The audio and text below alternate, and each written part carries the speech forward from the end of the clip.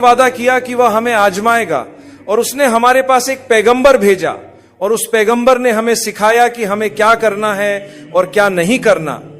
اور اللہ تعالیٰ فرماتا ہے کہ اگر تم اس پیغمبر صلی اللہ علیہ وسلم کے طریقے کی پیروی کرو گے تو کبھی گمراہ نہیں ہوگے۔ اس نبی کریم صلی اللہ علیہ وسلم کی زندگی میں اللہ تعالیٰ نے کچھ بہت خاص رکھا ہے۔ وہ خاص بات کیا ہے؟ یہ کہ وہ بھی ایسے وقتوں سے گزرے ہیں جب لوگوں نے ان پر جھوٹ باندھا، ان پر ناحق الزامات لگائے، تو جب اللہ نے انہیں بھی اس سب سے گزارا تو یقیناً اگر ہم نبی صلی اللہ علیہ وسلم کی سنت کو پورا کرنا چاہتے ہیں تو ہمیں بھی انہی باتوں سے گزرنا ہوگا۔ بس اللہ ہمیں آزما رہا ہوتا ہے کہ ہم کیسے رد عمل دیتے ہیں۔ تو جب کوئی آپ کے بارے میں بری بات کہیں، آپ پر جھوٹا الزام لگائے، چاہے وہ آپ کے پیٹھ پیچھے ہو یا آپ کے سامنے، تو ایک مومن ہونے کے ناطے، ایک ایسے شخص ہونے کے ناطے جس نے لا الہ الا اللہ محمد الرسول اللہ کا اقرار کیا ہو، یعنی جس نے یہ تسلیم کیا ہو کہ اللہ کے سوا کوئی معبود نہیں اور محمد صلی اللہ علیہ وسلم اللہ کے رسول ہیں، تو سب سے پہلا کام جو آپ کو کرنا چاہیے وہ ہے اللہ کا شکر ادا کرنا۔ جی ہاں، یہ سن کر عجیب لگے گا، لیکن جب کوئی آپ پر الزام لگائے یا آپ کو برا کہے تو فوراً الحمدللہ الحمدللہ کہیے۔ شاید آپ کو لگے کہ میں کچھ عجیب یا پاگلوں جیسی باتیں کر رہا ہوں، لیکن حقیقت یہ ہے کہ نہیں، اللہ نے آپ کو چن لیا ہے۔ مگر کس لیے؟ اللہ نے آپ کو منتخب کیا ہے خاص سنت پر عمل کرنے کے لیے، اور اللہ آپ کو اس کے لیے تیار کر رہا ہے۔ یہ ایک ایسی سنت ہے جس پر عمل کرنا ناممکن ہے جب تک کہ کوئی آپ پر الزام نہ لگائے، آپ کو تکلیف نہ دے، نفرت انگیز باتیں نہ کرے، جھوٹ نہ بولے۔ تو میں کیسے صبر کی وہ سنت پوری کروں گا جب کسی نے میرے بارے میں کچھ برا کہا ہی نہیں؟ اب آپ کو سمجھ آیا کہ الحمدللہ کیوں کہا جاتا ہے۔ اللہ تعالیٰ قرآن کی ایک آیت میں فرماتا ہے جو کچھ وہ لوگ آپ کے بارے میں کہہ رہے ہیں اس پر صبر کریں۔ تو میں کیسے صبر کروں گا جب کسی نے میرے خلاف کچھ کہا ہی نہیں؟ اسی لیے یہ ناممکن ہے کہ آپ اور میں ایک طویل زندگی گزارے اور کسی موقع پر کوئی شخص ہمارے خلاف سخت، بری اور تکلیف دہ باتیں نہ کریں۔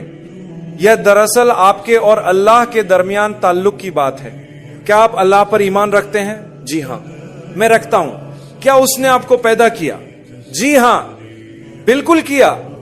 کیا ہم سب نے اسی کی طرف لوٹ کر جانا ہے؟ جی ہاں۔ تو وہی ہے جو سب سے بہترین منصوبہ بناتا ہے، اور وہی آپ کو موقع دے رہا ہے کہ آپ صبر کریں برے الفاظ، نفرت انگیز باتوں، جھوٹے الزامات پر۔ میری پسندیدہ قرآن کی آیات میں سے ایک آیت یہ ہے، اگر آپ نے میری کچھ باتیں سنی ہو تو یقیناً میں نے کئی بار دہرائی ہے کہ اللہ فرماتا ہے، ہم جانتے ہیں کہ جو کچھ وہ کہہ رہے ہیں وہ آپ کو دکھ دیتا ہے۔ اصل میں جو لفظ استعمال ہوا ہے وہ ہے یہ آپ کو غمگین کرتا ہے۔ نبی کریم صلی اللہ علیہ وسلم غمگین اسی لیے ہوتے تھے کیونکہ آپ جانتے تھے کہ یہ لوگ دراصل خود اپنے ساتھ زیادتی کر رہے ہیں۔ اگر آپ ایک اچھے انسان ہیں، آپ معصوم ہیں، آپ سیدھے راستے پر ہیں، اور کچھ لوگ آپ کے بارے میں غلط باتیں کہہ رہے ہیں اور آپ جانتے ہیں کہ وہ جھوٹ بول رہے ہیں، تو آپ کو کہنا چاہیے الحمدللہ، اور ان کے لیے افسوس محسوس کرنا چاہیے۔ ہاں، ان کے لیے افسوس کریں۔ نبی کریم صلی اللہ علیہ وسلم اس لیے رنجیدہ ہوتے تھے کیونکہ آپ کو ان پر افسوس ہوتا تھا۔ آپ ان کے بارے میں فرماتے تھے یا اللہ میری قوم کو ہدایت دے، یہ نہیں جانتے کہ یہ کیا کر رہے ہیں۔ کیا ہی زبردست بات ہے۔ ذرا تصور کریں، اللہ تعالیٰ نے آپ کو چن لیا ہو۔ نبی صلی اللہ علیہ وسلم کے معاملے میں تو وہ اللہ کے رسول تھے، اللہ کے سب سے محبوب بندے تھے، لیکن آپ نے کبھی نہیں سنا ہوگا کہ انہوں نے ان لوگوں کو بد دعا دی ہو یا برا بھلا کہا ہو یا ان سے لڑائی کی ہو جیسے ہم کرتے ہیں۔ کوئی آپ سے کہے تم بے وقوف ہو تو ہم فوراً جواب دیتے ہیں تمہاری ماں اور تمہاری پوری فیملی۔ बेवकूफ है। यही हम कहते हैं, अल्लाह करे अब ऐसा ना हो, अल्लाह करे कि ये सच ना हो। मुझे उम्मीद है कि जो कुछ मैंने कहा वो अब सच नहीं रहा, लेकिन सच यह है कि बाज औकात हम उसी तरह का रद्दे अमल देते हैं, क्योंकि हम समझते हैं कि हम बहुत बड़े आदमी हैं। कोई हमारे बारे में कुछ कहे तो हम फौरन उसकी पूरी कम्युनिटी को बुरा कह देते हैं।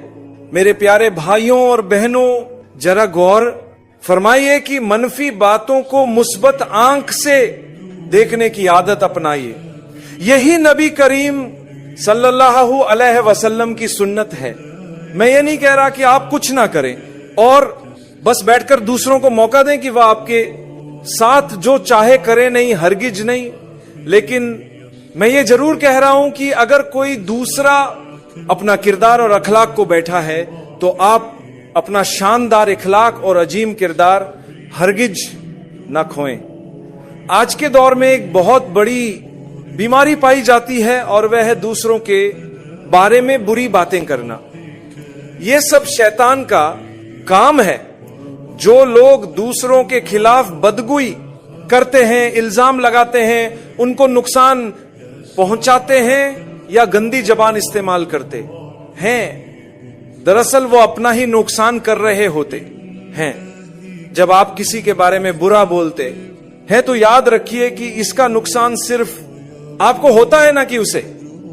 अगर कोई आपको गाली देता है या बुरा भला कहता है तो आमतौर पर हमारा पहला रद्दे अमल भी गाली देना ही होता है। हालांकि हमें ऐसा नहीं करना चाहिए। सही तरीका यह है कि अगर कोई आपको बुरा कहे तो आप मुस्कुराकर खामोशी से वहां से चले जाएं, उसकी तरफ मुड़कर भी ना देखें। कुरान हमें सिखाता है कि सब्र से काम लें और बुरों को अच्छे तरीके से छोड़ दें। उन लोगों से ताल्लुक खत्म कर दें जो रोजाना आपको गुस्सा दिलाने की नीयत से आपके करीब आते हैं। जो आपको गुस्सा दिलाने में कामयाब हो जाए वो दरअसल आपको कंट्रोल कर रहा है।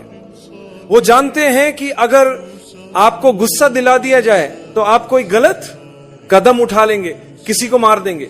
ये सब कुछ वो पहले से प्लान कर चुके होते हैं और आपको मालूम भी नहीं होता कि क्या हो रहा है, लेकिन आप उनका पूरा मंसूबा नाकाम बना सकते हैं।